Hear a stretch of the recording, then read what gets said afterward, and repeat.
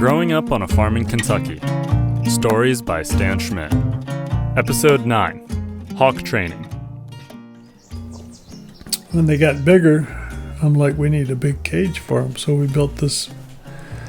My dad had there's just things laying around the farm. There were all these old chicken wires. I don't know where I think there used to be a chicken pen there pretty near the house. And somebody had rolled them up, and I put 4 posts in the ground and connected them with 2x4s and nailed on all this chicken wire until I had one huge, about 5 foot tall cage. And when the hawks got big enough to sit on a branch, we put them in there in the cage, and we would kill snakes, mice, any kind of animal that we could find, and throw it in there, and the hawks would tear it up and eat it.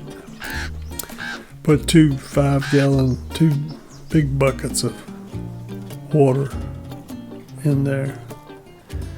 And we like to sit there and watch them because the hawks would go over and jump in the water and bathe themselves, unlike other birds.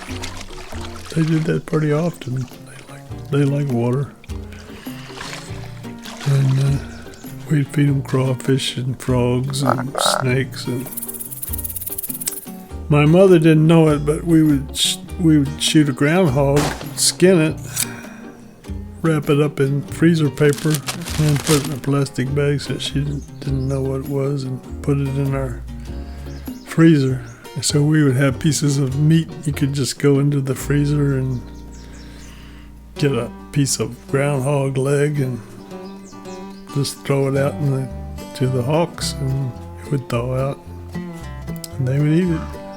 That's how we fed them. Sometimes we'd throw a whole snake in there. Eventually they were ready to fly, and we would let them out and let them fly. They never flew too high. When hawks first start learning to fly, they fly pretty low to the ground, I guess, in case they're pretty smart. They don't want to fall too far, so they'll fly about 5 or 10 feet above the ground, and we would chase after them and pick them up, put them back in the cage after they got a little exercise. And then when they got better and better, I was worried about them flying away, so I put a leather band around each one's leg. We had 2 of them then, and attach a kite string to it. So I would just do them like a kite. I would hold on to the string and let them fly around. And then I thought, well, they need a pole to sit on. So we dug a hole and put this big pole in it, and I put a T on top of the pole, and they like to sit up on the top of this pole.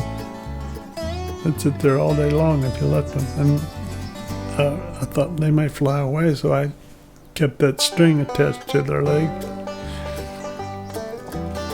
And then sometimes they would fly around in circles around the pole. But one day I came out about 4:30 in the afternoon, and I saw one of the hawks hanging upside down from one of the kite strings. He had got it all tangled up in the pole, and he was just like hanging upside down. And after that, I quit the kite string trick and just let them fly around. And sometimes I would find them down by the creek trying to catch frogs or crawfish or something. And if you walked up to them, they wouldn't fly away or run away or anything. They would just roll over on their back and stick their big claws up in the air and try to claw you. And you had to have a pair of leather gloves on to pick them up, put them back in the pen. But it was just one of the fun things we did. We really got into it. Did you ever name any of your pets? No, I don't think we gave them any names. We just said the hawks. I don't think we gave them any names.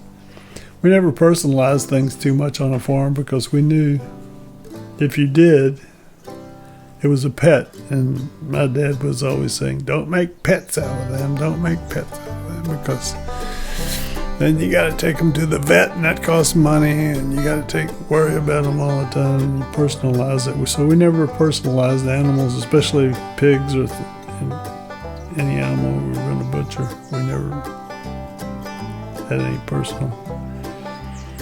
Even though I got pretty attached to my rabbits, yeah, every now and then you just had to grab them and butcher them. Had to keep some distance, Yeah. I imagine, to be able to do butcher work. Yeah, if you wanted to sell them and make any money. It was all about money, I guess. That's what they say. It's all about money. What about your pet crow? I don't think I can't, if I did have a name for him, I can't remember him. But I remember, I guess everybody's heard about the 17-year locust. That was the year I had the pet crow.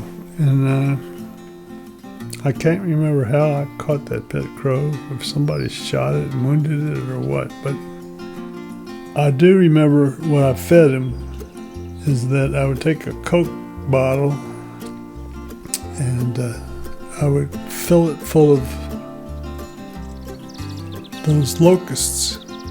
The 17 years they would come out and the trees would be full of them. You could just go over to a tree limb that you could reach and just start grabbing them off the limb. It'd be full of locusts. And I would fill a whole Coke bottle up and take it over and throw it in the pen with the crow, and he would just go crazy eating those locusts.